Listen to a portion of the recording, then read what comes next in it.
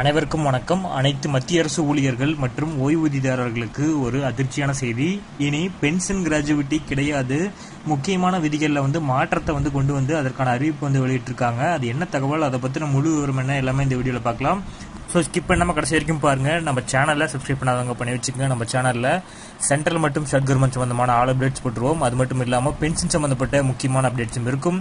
So மறக்காமல் subscribe பண்ணிடுங்க. வாங்க வீடியோக்குள்ள போகலாம். ஃபர்ஸ்ட் ஆஃப் ஆல் பார்த்தீங்கன்னா, சமீபத்தில் அரசு பிறப்பித்த உத்தரவு ஒன்று ஊழியர்களை புதிய கவலையில் ஆழ்த்தியுள்ளது. சில மத்திய அரசு ஊழியர்கள் மற்றும் ஓய்வூதியதாரர்களை இது பெரும் அதிர்ச்சிக்கு உள்ளாக்கியது என்றும் கூறலாம்.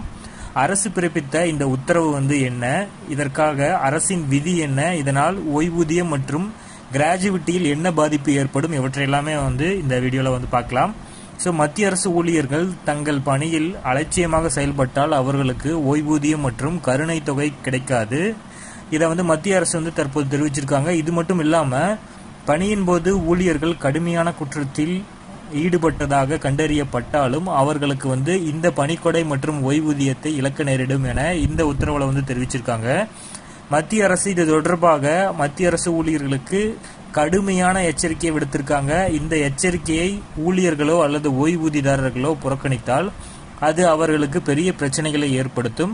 ஒரு ஊழியர் இந்த விதிகளை புறக்கணித்தாலோ அல்லது பணியில் அலட்சியமாக இருந்தாலோ அவருக்கு ஓய்வூதியம் மற்றும் பணிக்கொடையின் பலன் கிடைக்காது. தற்சமயம் மத்திய அரசு ஊழியர்கள் 8வது ஊதிய குழுவிற்காக காத்திருக்கிறார்கள். இதில் மிகப்பெரிய ஊதிய உயர்வும் ஓய்வூதிய உயர்வும் எதிர்பார்க்கப்படுகிறது. இப்படிப்பட்ட நேரத்தில் ஓய்வூதியம் மற்றும் பணிக்கொடையை இழக்காமல் இருக்க ஊழியர்கள் இந்த எச்சரிக்கையை மிகவும் முக்கியமாக எடுத்துக்கொள்ள வேண்டும்.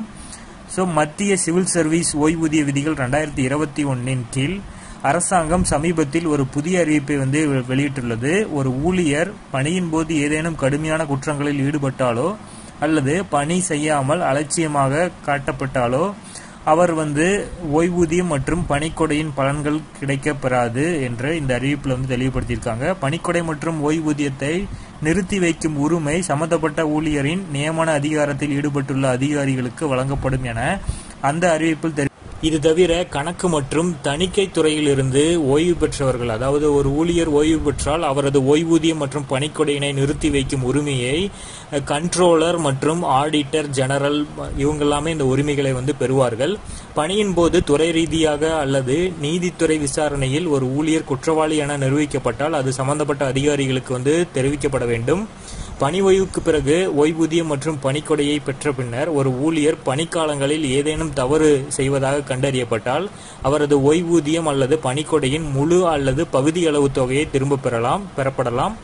மத்திய அரசு இந்த புதிய உத்தரவை தற்போது பிறப்பிச்சிருக்காங்க. புதிய அறிவிப்பில் ஊழியர்கள் தீவிரமாக எடுத்துக்கொள்ள வேண்டும். தங்கள் பணியின் போது எந்தவிதமான அலட்சியத்தையும் ஊழியர்கள் தவிர்க்க வேண்டும்.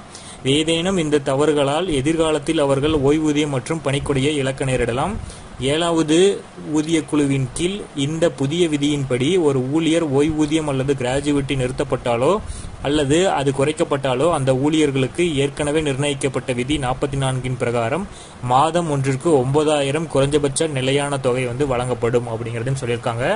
இது ரொம்ப ஒரு முக்கியமான ஒரு வீடியோ தான். இதை உங்கள் நண்பர்களுக்கும் ஷேர் பண்ணுங்க.